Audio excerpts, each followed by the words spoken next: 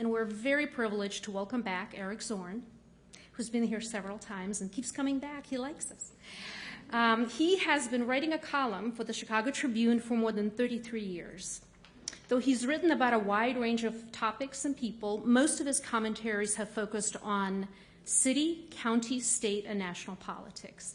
He's an avid old-time square dance fiddler, and he co-hosts with columnist Mary Schmick the annual Song of Good Cheer holiday sing-along at the Old Town School of Folk Music. He lives on the city's northwest side with his wife of 34 years. They have 3 adult children, one of whom is so far a better fiddler than he is. Eric's timely topic today is 9 most urgent questions facing Chicago and Illinois. Welcome.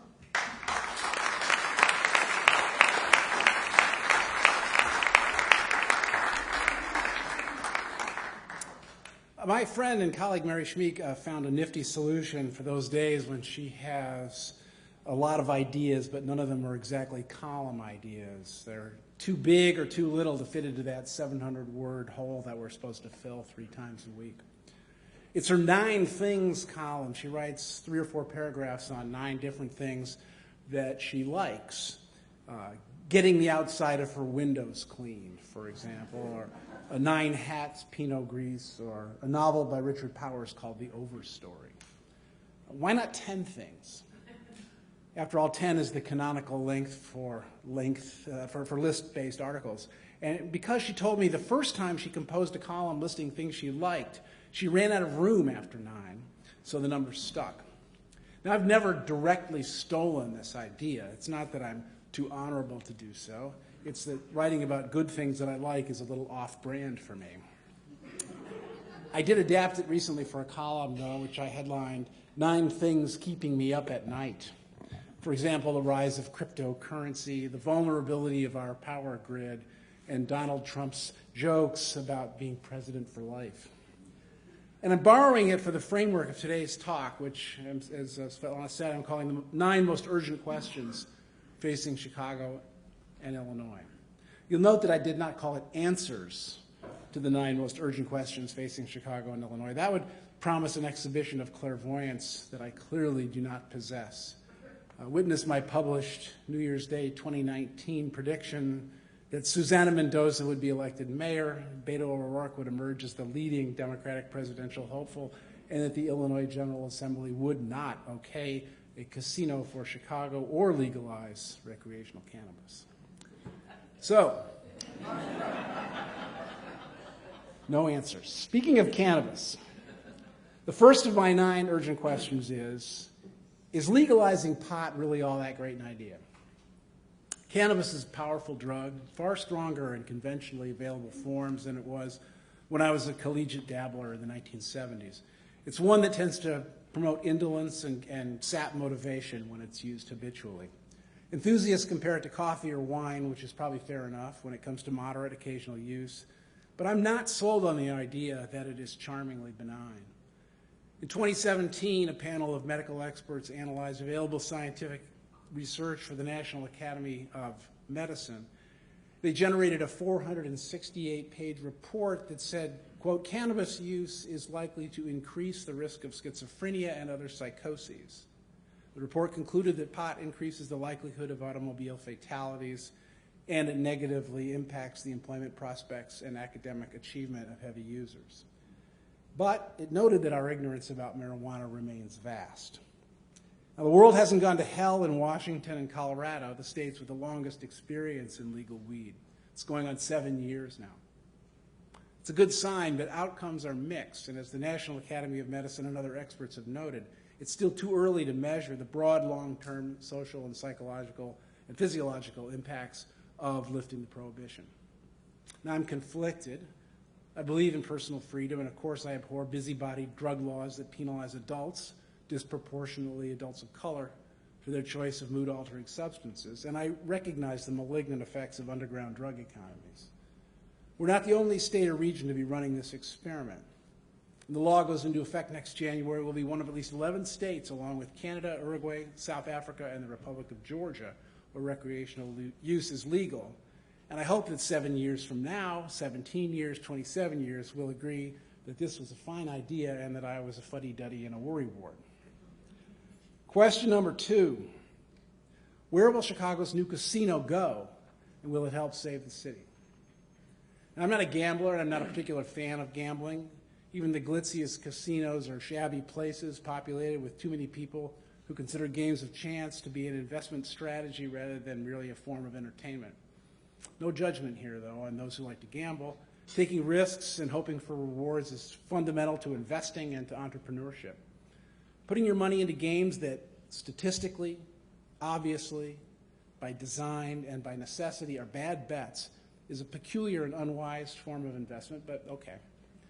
Since people are going to do this anyway, the state, rather than wagging its finger at them for their lack of wisdom, ought to get a taste of the action.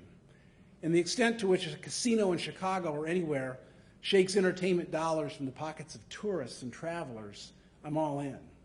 Whether they spend those dollars at casinos instead of at restaurants, sporting events, theaters, concert venues, or local retail, it doesn't worry me too much. That's new money into the local economy. I worry, though, that Mayor Lori Lightfoot and others involved in the decision where to build the new casino in Chicago are going to fall for the notion that casinos are good for neighborhood development and so should be built in struggling or underdeveloped areas in order to attract investment. This is a very bad idea. Casinos can boost the fortunes of their owners almost anywhere, but they boost cities, encourage genuine tourism, and promote auxiliary development when they're placed in otherwise vibrant entertainment districts, and are designed in a way that allow for substantial foot traffic and discourage the desire of all casino owners to keep their patrons on their property, locked into their rapacious ecosystems at all times. Chicago's casino has to be downtown, near existing hotels and night spots, and will only be a win-win if somehow Lightfoot persuades the General Assembly to open up the casino law to allow for more favorable tax structure for casino owners. I just said that casinos can boost the fortunes of their owners almost anywhere. Emphasis on the can. Sometimes they fail. Ask Donald Trump. He's had at least 4 go bankrupt. And recent reports indicate that the enabling law passed earlier this year have tax rates that will make it unattractive for investors no matter where they're allowed to build. And it's not as simple as just approving a tiny amendment. Open up the casino law for Chicago, and the folks downstate are going to want their concessions too. And it's that tension, that negotiation, that dynamic that for years prevented Chicago from getting a casino, and it's what prompted me to predict that it wasn't going to happen in 2019. Question number 3, what can we do to bring down property taxes? You have felt the pain. You've heard the belly aching. You've seen the finger pointing. Illinois has the second highest property taxes in the nation. We must freeze them. We must bring them down. But why are they high?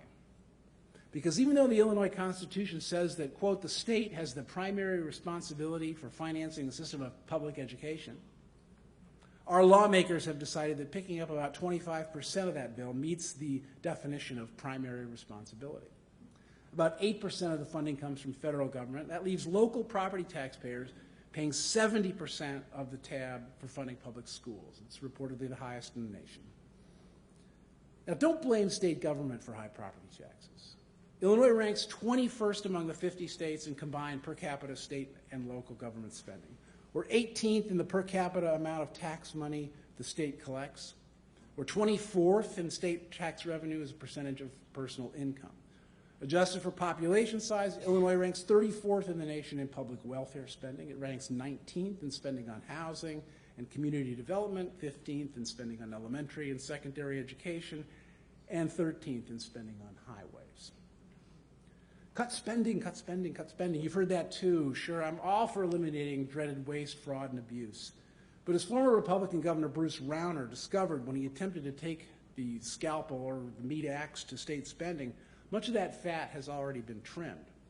Comparing state spending in fiscal year 2000 with state spending in fiscal year 2019, adjusted for inflation, higher education spending is down 52%, human services and public safety are down 26%, healthcare spending is down 23%, and net discretionary spending is down 20%. Governor Pritzker recently signed a bill creating the Bipartisan Property Tax Relief Task Force. By some miracle, this task force isn't the black hole of hand-waving and argle-bargle that nearly all other task forces are. It will conclude this. We can bring down property taxes by modernizing our tax code to account for a shift to the service economy and by joining most of the rest of the states in the union by adopting a graduated income tax structure. This brings me to the fourth urgent question. Will we get a progressive income tax, progressive state income tax?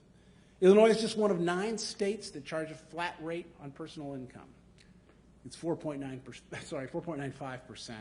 That's the 5th highest among those states. And binding ballot proposal next fall is going to ask voters if we should amend the state constitution to allow the state to tax higher incomes at higher rates and lower incomes at lower rates, as the federal government does, as governments in all the states that levy income tax, all other states that levy income taxes do, except the 9. Now, this is a popular idea in this state. A recent Paul Simon Public Policy Institute poll found 72% of registered Illinois voters backed such a change. 76% supported an extra 3% tax on all income over $1 million a year. Now, I'm one of them. Why? It's not because I hate the rich. I don't. It's not because I envy the rich, even though I do. It's because I believe the first rule of taxation ought to be to minimize the infliction of hardship. Government should take a greater percentage of a rich person's money than it takes of a poor person's money because the rich person is better insulated against genuine want. Whether the state claims 5% or 8% of a rich person's income in taxes, the rich person isn't going to miss car payments or rent payments, isn't going to have their utilities cut off, and almost certainly isn't going to sacrifice in any way that most of us here would identify as sacrifice. And for this reason, Governor Pritzker, who campaigned on this very idea, calls the graduated structure a, quote, fair tax. This, ironically, is a brand that's already been claimed by a group of advocates for the replacement of income taxes with a flat 23% sales tax on everything.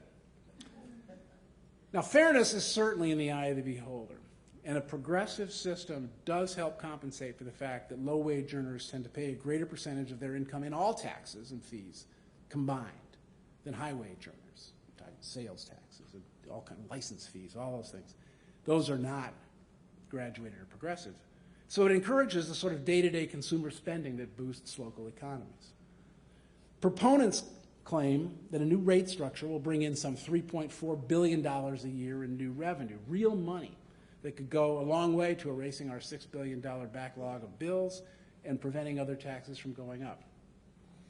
Over the next year, a little bit, year and change, you're going to hear a drumbeat from opponents who have already branded this as, quote, the blank check amendment. These opponents say that the state constitution's guarantee of a flat income tax, the same rates for the poor as the rich, it's a safeguard against the General Assembly raising income taxes. They say that if you give state lawmakers the ability to raise income taxes only on certain income brackets, they'll do so just a little at a time in order to minimize the political fallout, till even middle and lower income people will be paying much more. Thus, they're getting a, quote, blank check to raise taxes. Now, this is a disingenuous argument. Disingenuous is the word I'm choosing because this is such a polite and civilized place. Our state lawmakers have always had the ability to raise or lower the overall tax rate, and any changes in any rates are always going to be a big political lift. Rich people fund a lot of campaigns, you know, and there are a lot of middle-income earners. But beyond this theory, what's the practice? What actually happens in states with graduated income tax structures? Do lawmakers act as though they have blank checks to soak everyone? Well, I compared tax rates in the year 2000 with tax rates in the year 2019 in Tax Policy Center tables. In the 29 states plus the District of Columbia with graduated tax rates in both years, rates in 7 states were unchanged over 20 years. All the brackets remained the same for 20 years. Rates for top earners went down or stayed the same in 13 states. 11 of those 13 states saw rate decreases or no change in rates for the lowest earners.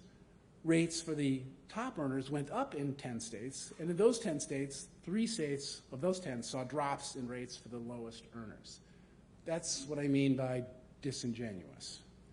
The Center for Tax and Budget Accountability in Chicago did a similar but deeper dive and found that, quote, States with graduated income taxes are more than twice as likely to cut taxes on the middle class as to raise them, and have cut taxes nearly 2.5 times more often than they have raised them on the middle class. The Economic Policy Institute looked at a narrower window, 2016 through 18, and found 13 states with graduated rate income taxes lowered their rates and only 2 raised their rates. So much for the blank check argument. Higher income tax rates on the rich alone will not drive wealthy residents out of Illinois. That's why you don't hear any talk about the Minnesota exodus, where the top rate is 9.85%, or the Wisconsin exodus, where the top rate in Wisconsin is 7.65%, similar to the proposed top rate in Illinois of 7.95%. If voters say no, and 60% of them are going to have to say yes for this to become law, Illinois and the economic engine of Chicago will have to find other ways to fill the hole. Since my prediction is that we will not pass this threshold, the real question here ought to be, what is Chicago and Illinois going to do when they don't get progressive income taxes? Additional service taxes, taxes on retirement income, further increases in property taxes? It's not going to be pretty. Question 5, what can we do about the pension debt? After studying the underfunding problem, the Illinois Pension Laws Commission concluded that we are, quote, moving toward crisis because the, quote, financial provisions are entirely inadequate for paying future retirees. That was in 1917. The entire federal budget that year was $20 billion, about half of our state's current budget, and less than a sixth of Illinois' current, worst in the nation, pension liability of about $134 billion. What happened? Simple. Pension funds are investments. Workers and their employers, in this case government bodies, kick into the funds so that in the future the returns will be adequate to send workers checks in their retirement. But politicians hate to take all that money and sock it away for the future when there are roads to be paved and schools and bridges to be built and programs to run and other ribbons to be cut right now. So rather than raise taxes to pay for those things, why not, stay with me here, why not just borrow a little bit of money from that money that's earmarked for pensions? Why not cut deals with the public sector employees in which you promise them more generous retirement benefits tomorrow, way down the line, when you'll be out of office, in lieu of higher raises today, when you'd have to endure the wrath of the voters by hiking taxes to pay for those raises? Now, a lot of people, particularly Republicans, blame veteran Illinois House Speaker Michael Madigan for this mess. But 1917 was several years before he came to power. In fact, it was 25 years before he was even born. In the modern era, when that shortfall has grown, yes, Madigan has led the Democrats and must shoulder a large share of the responsibility. But this huge mess is dramatically bipartisan.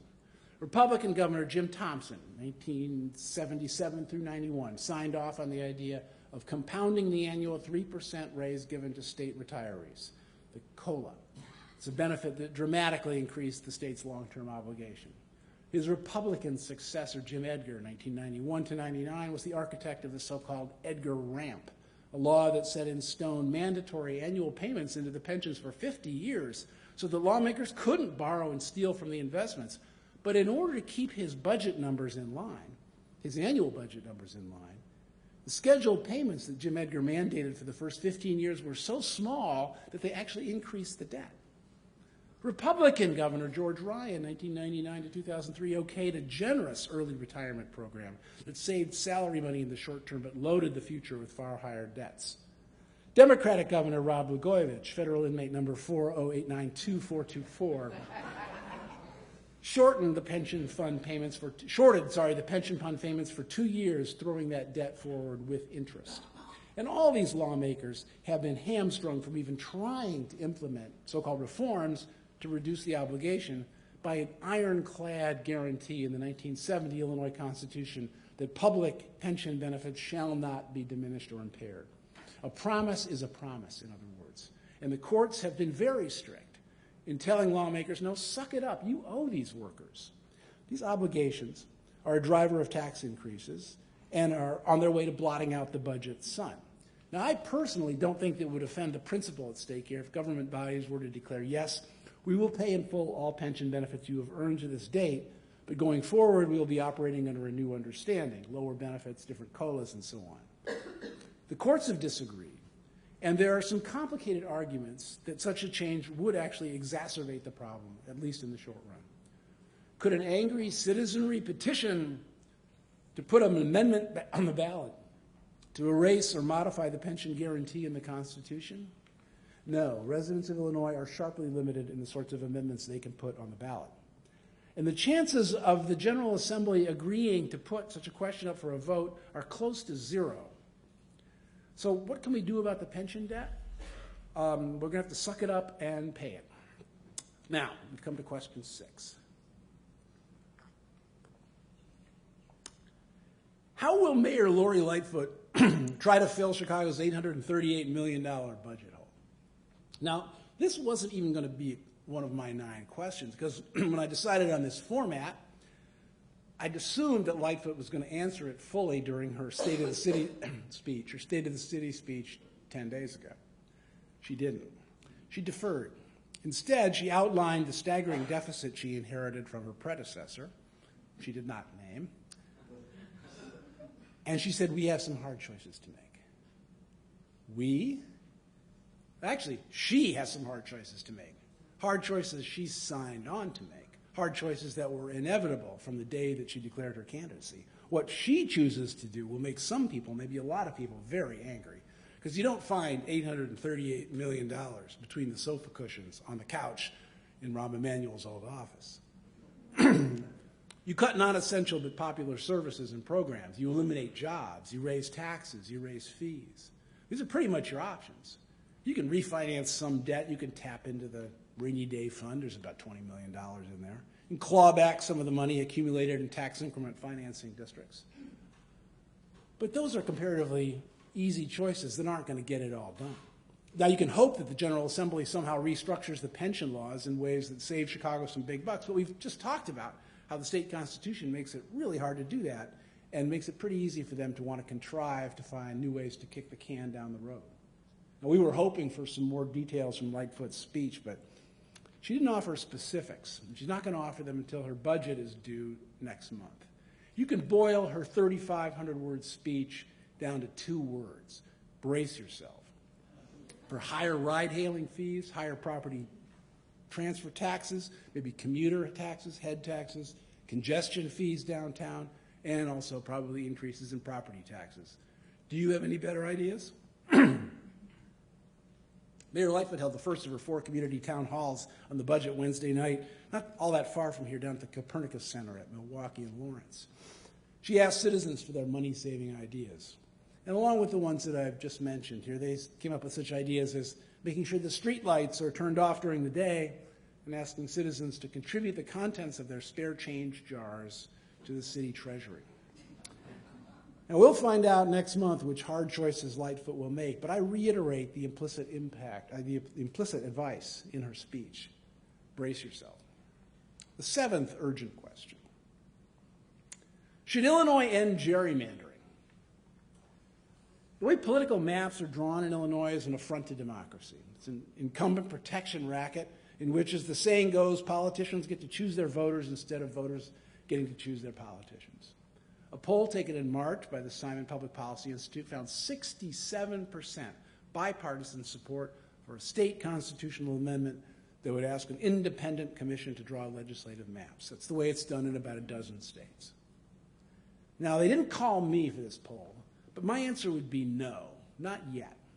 Not until North Carolina, Texas, Ohio, and other heavily gerrymandered Republican states join Illinois and Maryland in putting a stop to this brazen gerrymandering.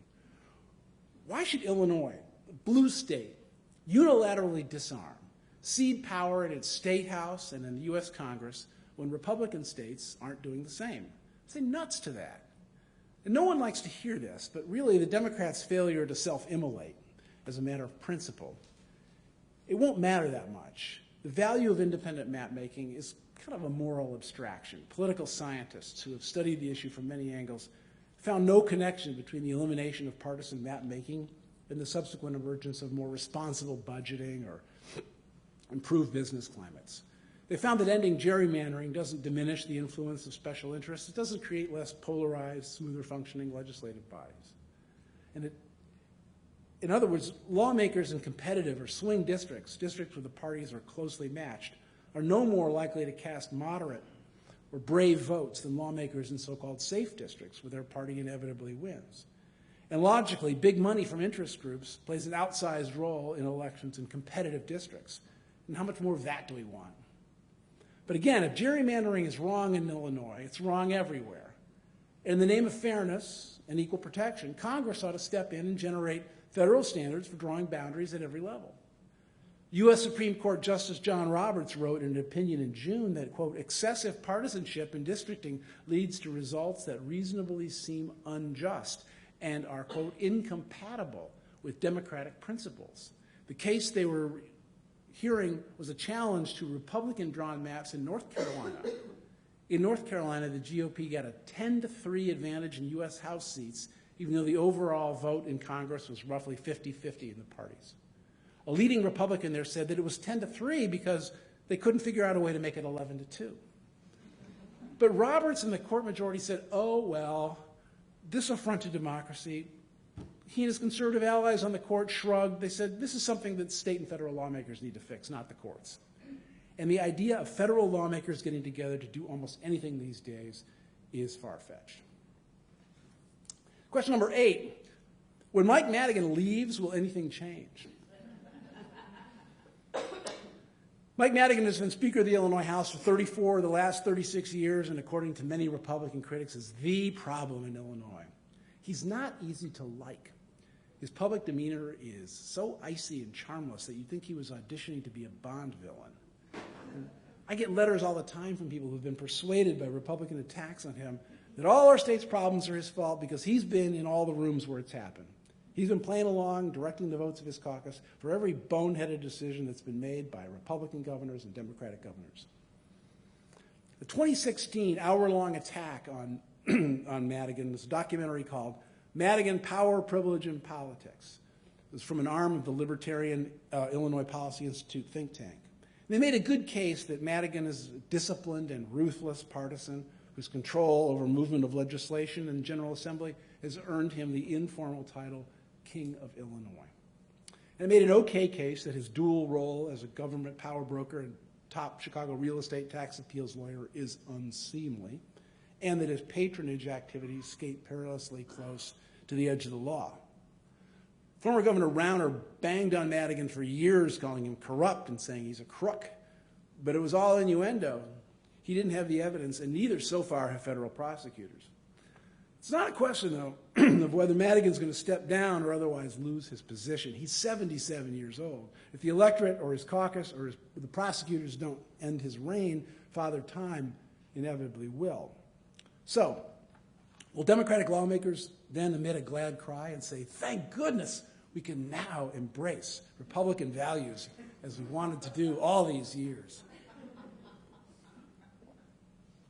Thank goodness. At last we can change the rules to give the GOP more power, open up the legislative process to outsiders and self-styled reformers.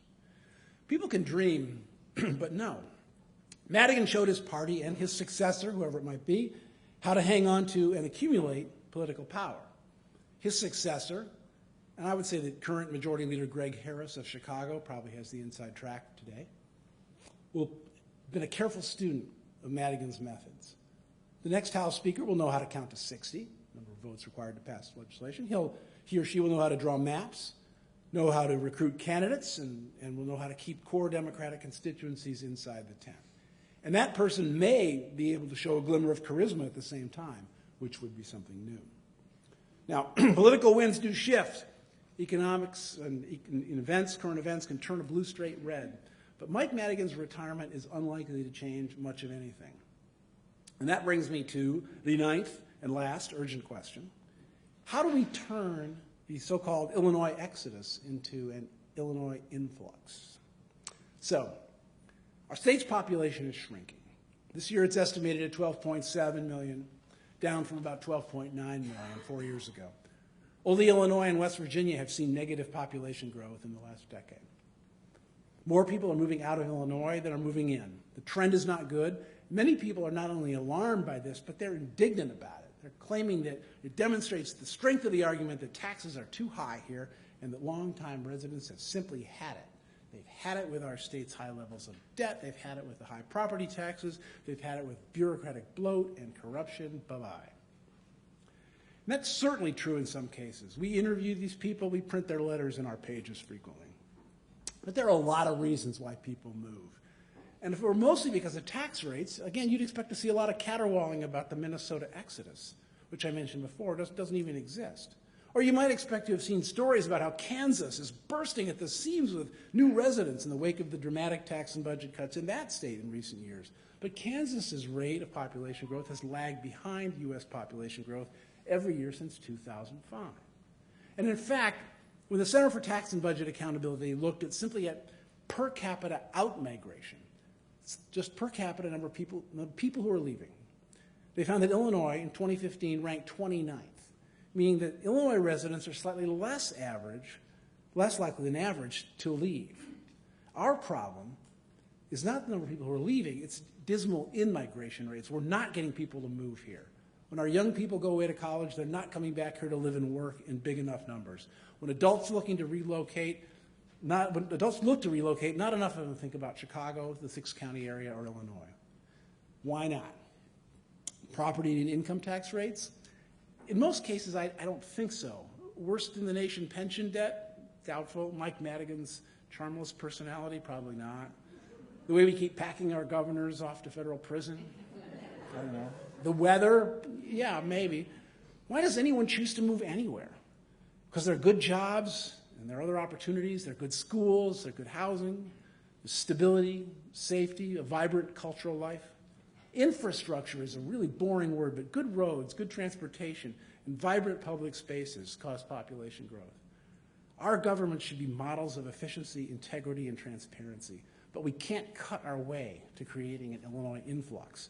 We have to make this state more attractive to new residents with a bottom-up makeover that boosts education, housing, public safety, and health care, and that lures employers here with fair incentives that aren't a race to the regulatory bottom. Will we do this? I'm an optimist. I like what I'm hearing and seeing from J.B. Pritzker and Lori Lightfoot, though I have no idea why anyone would want to be a governor or a big city mayor. I think they can at least begin to turn around some of our problems and bring Illinois at least part of the way back. But as I've already said, I'm lousy at predictions. I want to thank you for having me back again, despite the cloudiness of my crystal ball. It's always a pleasure to talk to this group, which I've been doing off and on since the 1990s. I hope you'll have me back again. Thanks.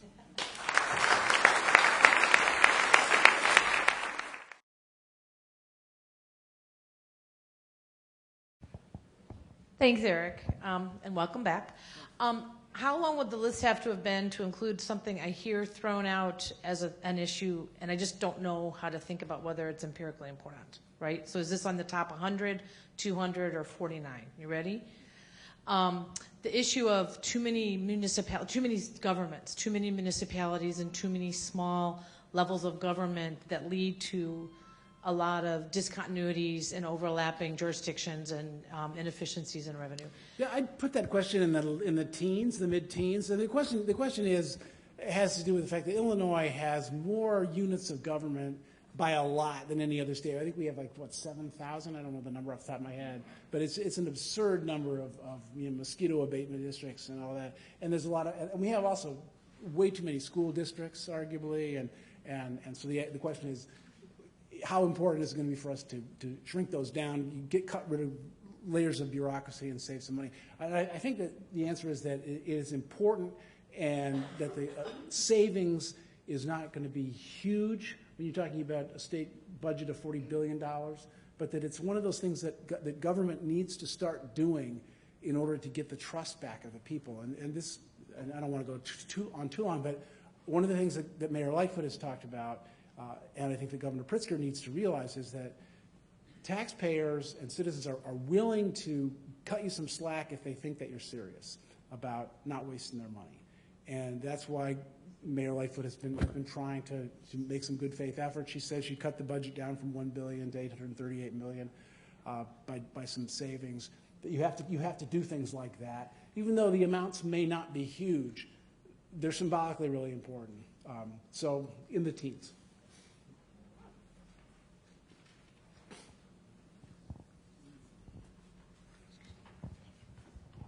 I have two separate questions.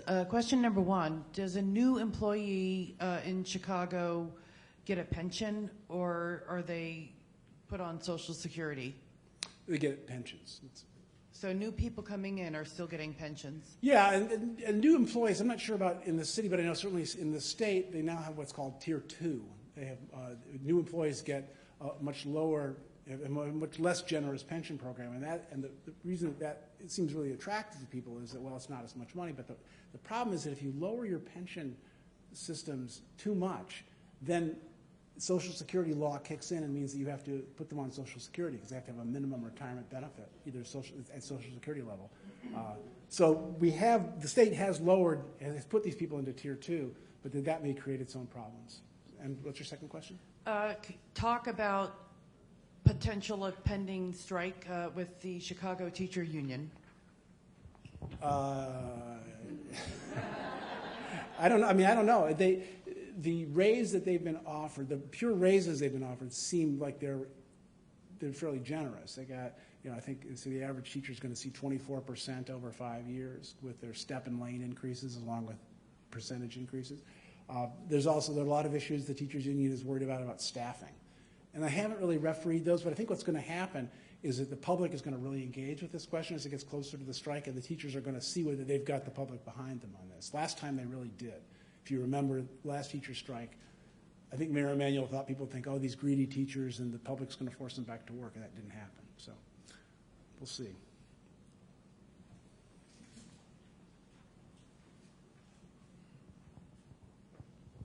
Thank you, an interesting presentation. I was curious to know what's difficult in your job. Is research difficult, or is there something else that's difficult about what you and your other co-author or columnists do? Well, as I mentioned, when Mary Schmeek and I talk about what we're going to be writing about, for instance, the question is, there's so much to write about, right? There's so many things that come up every day. I mean, just the president alone gives you, throws 3 softballs a day. The question is, what can you? The hard thing is settling on a topic. So it's not really, once you get a topic, then after that it's all, but it's getting that topic, and the topic has to be small enough to fit into the space, but not so small that it feels just nugatory, and you have to be able to pull it off in basically 24 hours. So that's the hard part, is picking the topics. You think the ex-governor Blagojevich should be pardoned, and you think he will be, and do you agree or disagree with that? I think that Governor Blagojevich got a sentence that was almost absurdly long, and I think that he would have been out a long time ago if he had just seen the writing on the wall. I know he would have been out a long time ago if he had realized that they caught him doing stuff he shouldn't have done, and he should have pleaded guilty and apologized for it. I think he's paying the price right now for refusing to apologize or admit that he did anything wrong. And that's the way the justice system works, is if you don't show remorse, that you have to end up spending your time in prison. I think that President Trump is going to keep dangling that pardon out there, and he may save this as kind of, I always think of it as like a smoke grenade that he has in his pocket. When some terrible economic news comes out, he'll pardon Blagojevich so that we'll all talk about that instead of the terrible economic news. So, but I do think that he will do it. I think Trump will do it at some point. But he's just dangling it right now.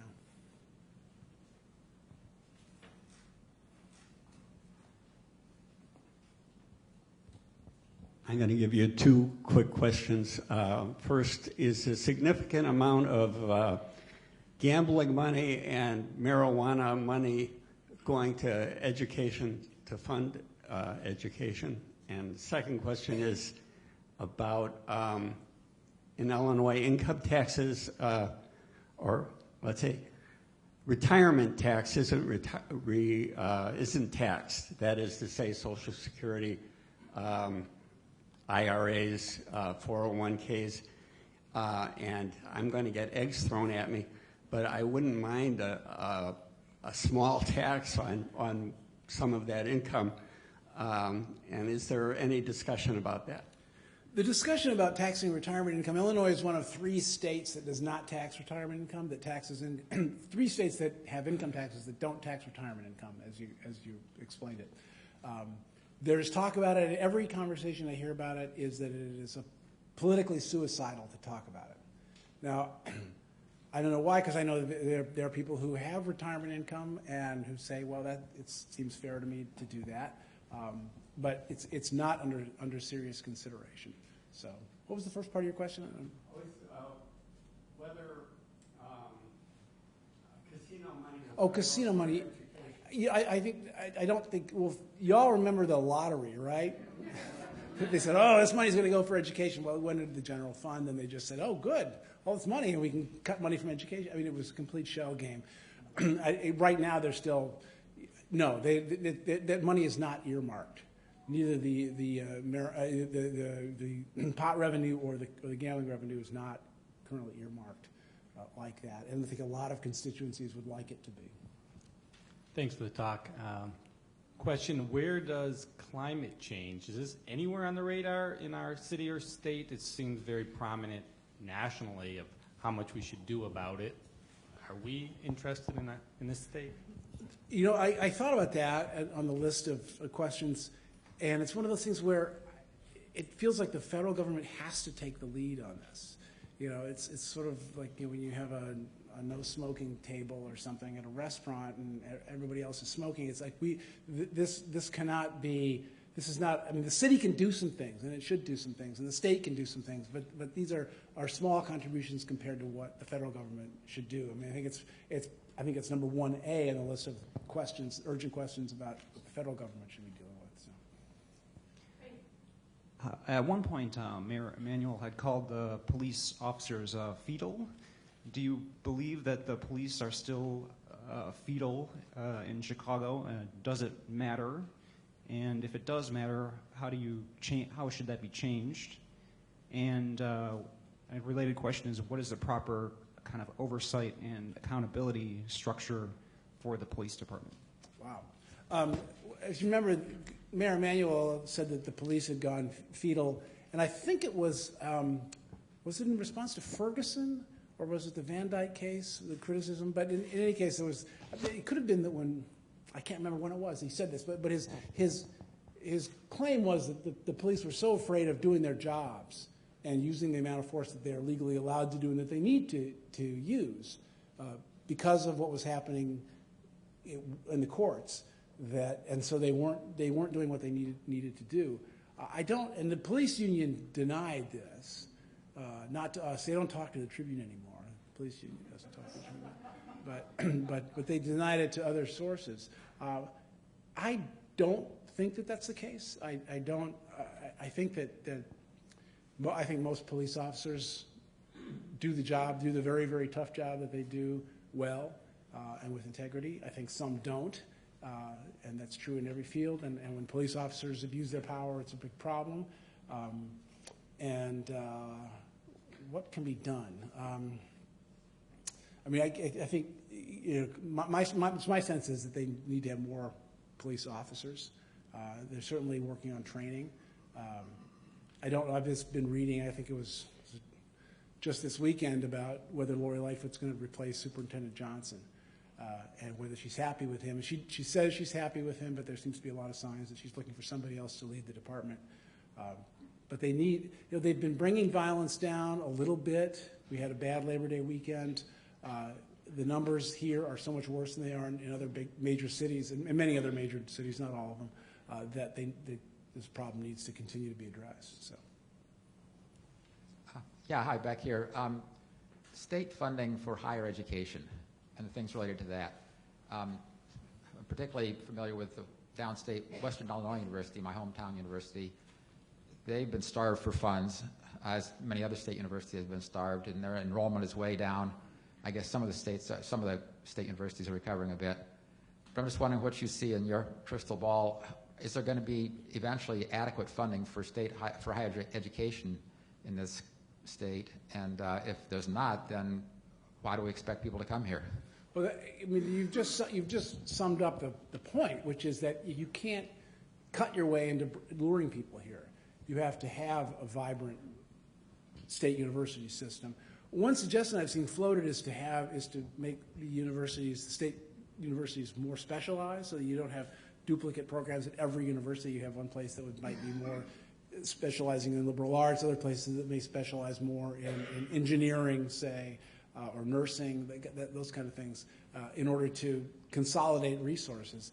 But in a sense, any attempt to cut state universities, keep cutting higher education funding, thinking, well, we'll save money here, is a foolish economy. And that's the point you made, and I think it's exactly right. Yes, I worked for the state of Illinois for a number of years, and I also worked for the school system in one of the suburbs. Both of those were not long-term jobs, but they were long enough to get a pension. I've heard stories of legislators getting jobs and working 2 or 3 days and getting a pension from that, or along those lines. My question relating to me is, my school pension, both pensions are very small, by the way, my school pension, 1/2 of that was subtracted from my small Social Security check. I want to know if there's any way of anyone addressing a paycheck atrocity like that. I don't know. One of the things that strikes me in your question is when you talk about the pension situation, the impulse a lot of people have is to blame pensioners, people who have pensions. And as you point out, most of these pensions are not these luxurious golden parachutes that you talk about. They're fairly modest retirement income pensions that people have that would not shock or outrage anybody. And they are, as he points out, they are offset by Social Security checks that some people get.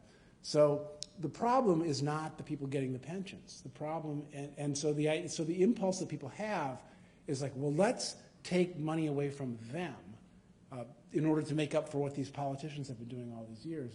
And it is profoundly unfair. And I think when you dig into this question a little bit more deeply and you ask what should be done, it becomes less and less defensible to say, well, let's take the money away from the retirees.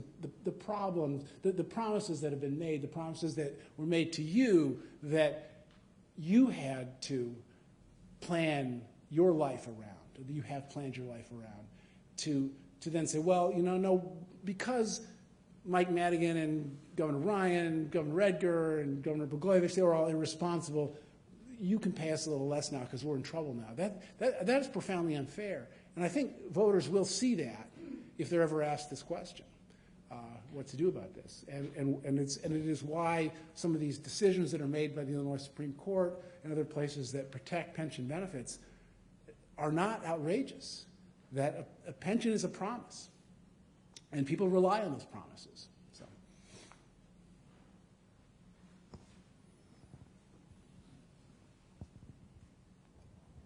Is there any political will right now to change our right to carry laws?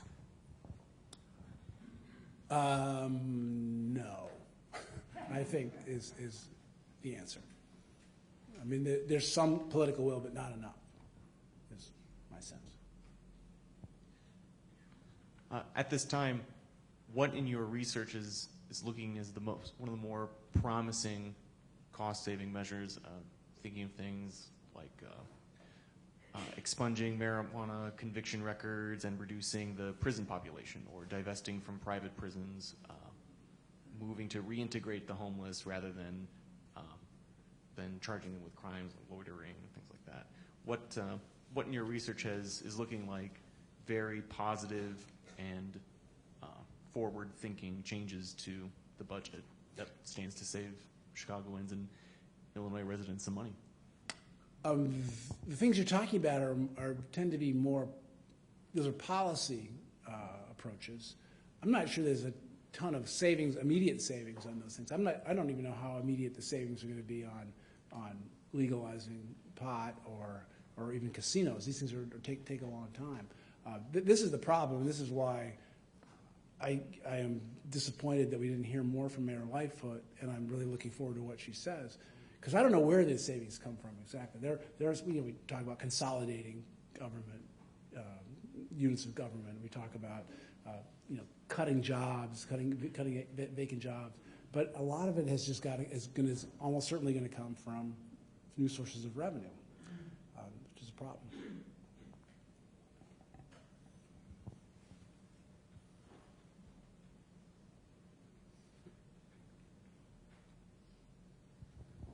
You've said a couple times where Lightfoot could touch the third rail and perhaps get electrocuted.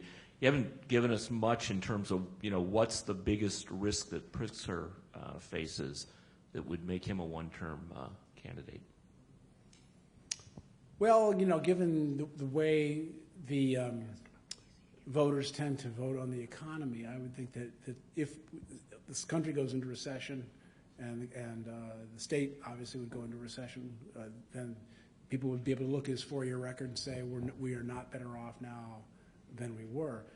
Governor Pritzker has certainly accomplished a lot. He's gotten a lot of legislation passed in his first 8 months now, 9 months, and so he's going to have a lot to answer for, or a lot to be able to claim credit for when his time comes up again. So. I think the risks a lot of them are outside his control right now. Rahm Emanuel went to the state legislature a while back and asked for an amendment change on the pension plans. Could you elaborate on that? Well, what they've tried to do is open up the pension protection clause in the Illinois Constitution.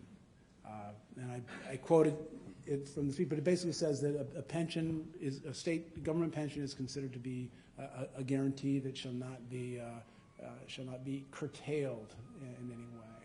And the difficulty of amending the Constitution is high. You can't do it by petition. This is not a subject. The way this is not California. You can't just pass petitions and get anything on the ballot. It has to be very narrow, and this is not a subject that can be done. It has to go through the legislature, and then it has to be passed by 60% of the voters, which is what we're seeing with the graduated income tax system. So to go down there and ask them to open up or draw a red line through the pension clause and rewrite it is an extremely heavy lift because of the interest groups that are involved. And would it be a terrible idea to put this question to the voters? Maybe not. On the other hand, it would turn into a big money race. It would be an extremely costly referendum campaign. And then the question after that would become, well, what's fair to do? They're very frustrated. Rahm Emanuel's frustrated.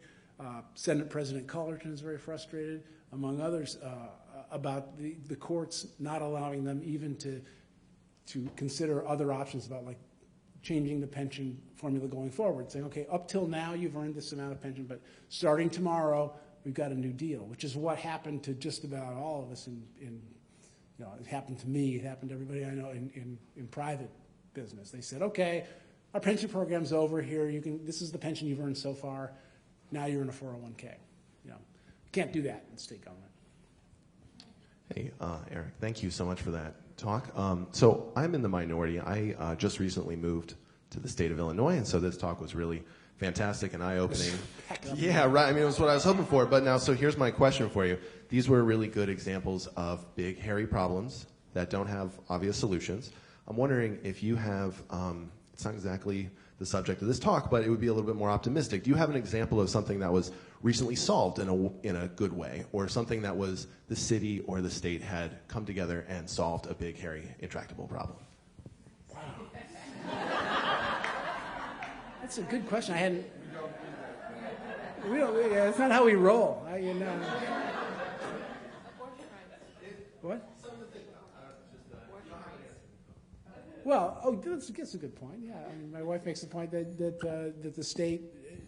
the state's response to this parade of anti-choice legislation around the country was to turn and pass some of the most progressive, in my view, abortion permissive laws in the country. So that's just an example of the state responding.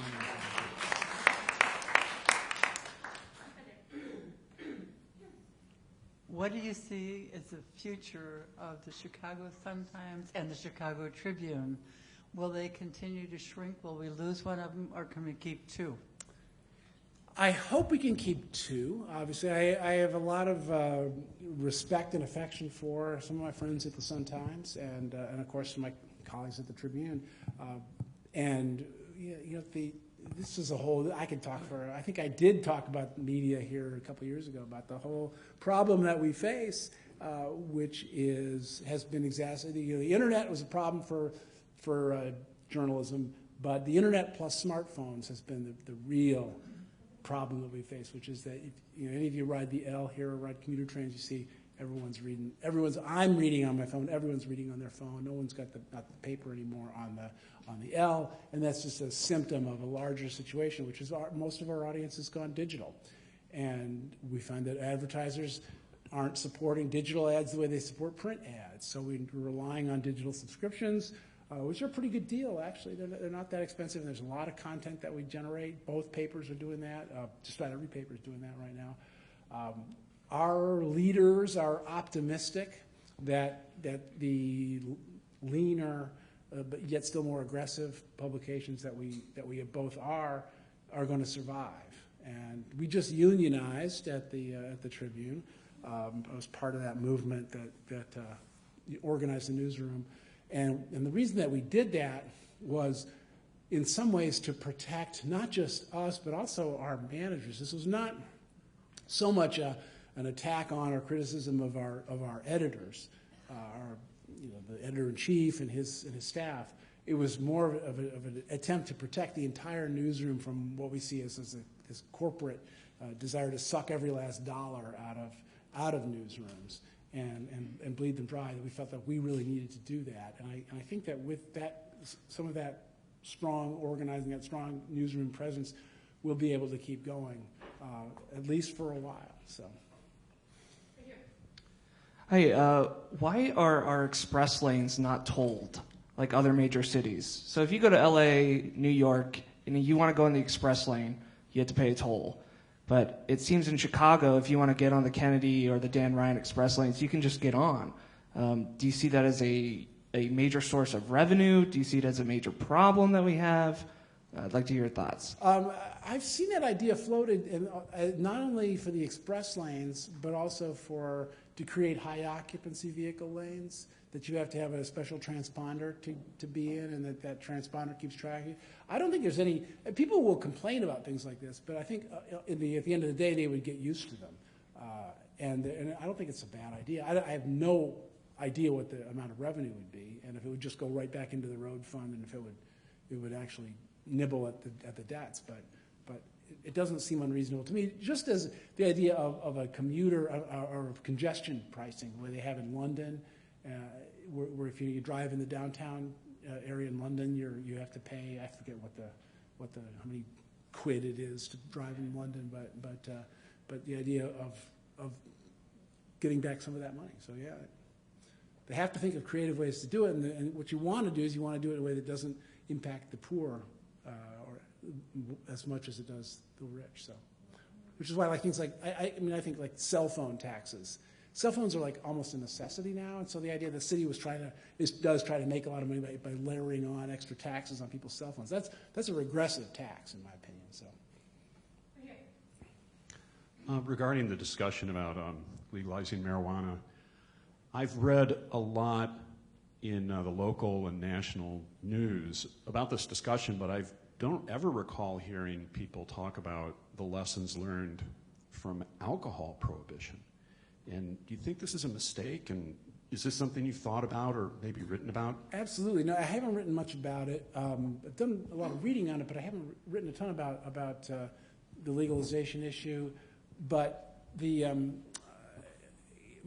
think that one of the strongest arguments for legalization are the arguments that we see playing out that relate to the arguments about why we got rid of prohibition, which is this creates it creates out of people who are otherwise this innocent class of people who have their choice of mood-altering substance. It makes criminals out of them at the same time that it creates this underground economy. I mean, arguably the worst solution of all is decriminalizing it, because what all that does is it ends up letting the black market flower, which is not necessarily a good thing for the kind of communities that are impacted by that. So yeah, I mean, I think one of the strongest arguments for this is hey, we've tried this and it doesn't really work very well. So you can probably just say it. I can hear you. Do you think that?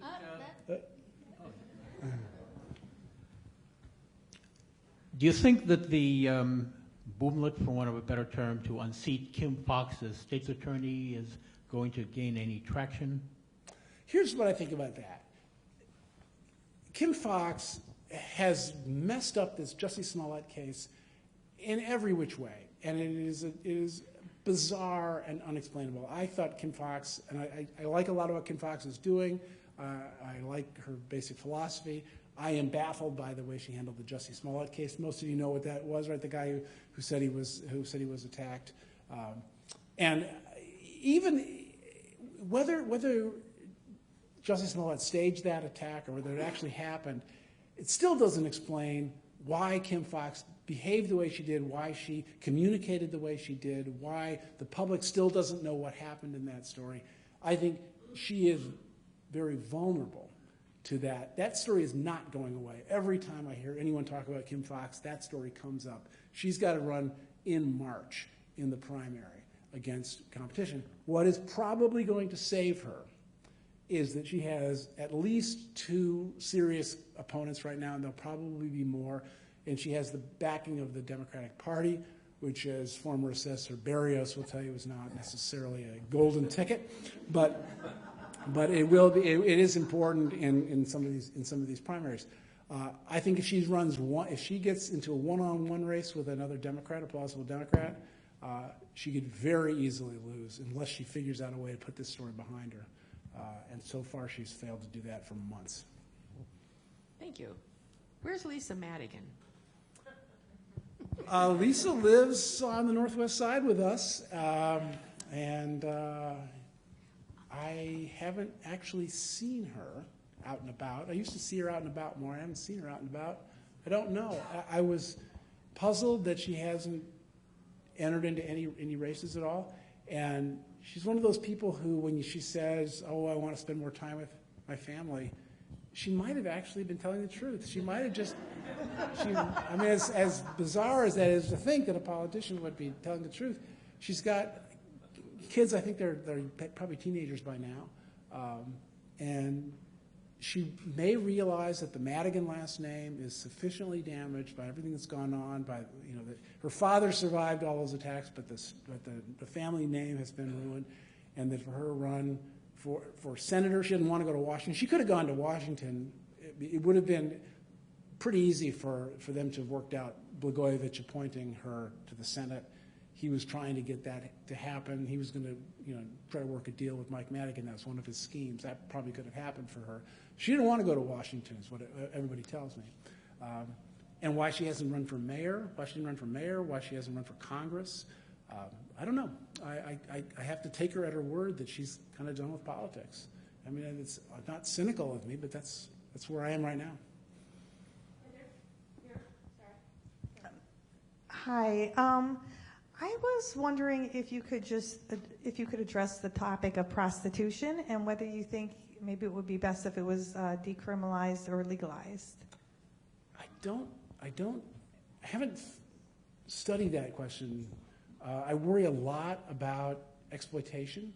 I worry a lot about sex trafficking, and on the other hand, it seems to me that if sex workers want to ply their trade and they are independent and they are not under anybody's thumb, and we have that problem addressed, that I don't have any problem. The libertarian in me has no problem with that. I worry about the consequences of that more broadly. And I haven't thought about it that much, but that's my initial thought about it. I don't think it'd be a great revenue source. I can't imagine that being something that they would entertain in Springfield. But all right, I think this is going to be our last question. But as I mentioned, there'll be more opportunity to engage in conversation during coffee. Eric, first, thank you for making us occasionally laugh while reading about something important. It really helps our morning get going. My question reflects back on the question about climate and what the states can do. I agree with you that the bulk of the progress has to be federal, but Illinois recently changed what was a very tiny incentive for electrification of our transportation. We electric vehicle drivers up until now paid a reduced registration fee, and that was the only incentive we had in Illinois. That seems to have been reversed as part of the recent budget deal. Do you have any thoughts on what Illinois can or should be doing to encourage electric vehicles? I wasn't aware of that, and I don't. It seems like a bad idea, and like I said, I haven't read that story and what the horse trading was. It doesn't sound like a good idea, but yeah, I mean, it's one of those things where for a long time the federal government and the state were providing a lot of incentives for that, and I think that conversion is going to be important and necessary. And I don't know, if you're talking about reversing global climate change, it probably won't, but you have to start taking a lot of these steps. I mean, a little bit off topic, I'm a big fan of this idea of getting people to reduce the amount of beef that they eat. And I've read studies recently. The Burger King now has the Impossible Burger that tastes a lot like an Impossible Whopper. It tastes almost exactly like a regular Whopper. And if people could reduce their beef consumption just by half, then it would like help us come close to meeting our entire climate goals. So that kind of thing, those kind of steps. All these little tiny steps aren't much, but together they can add up to something. And they also, I think, that kind of thing. Your kind of incentive, the idea of like getting rid of plastic straws.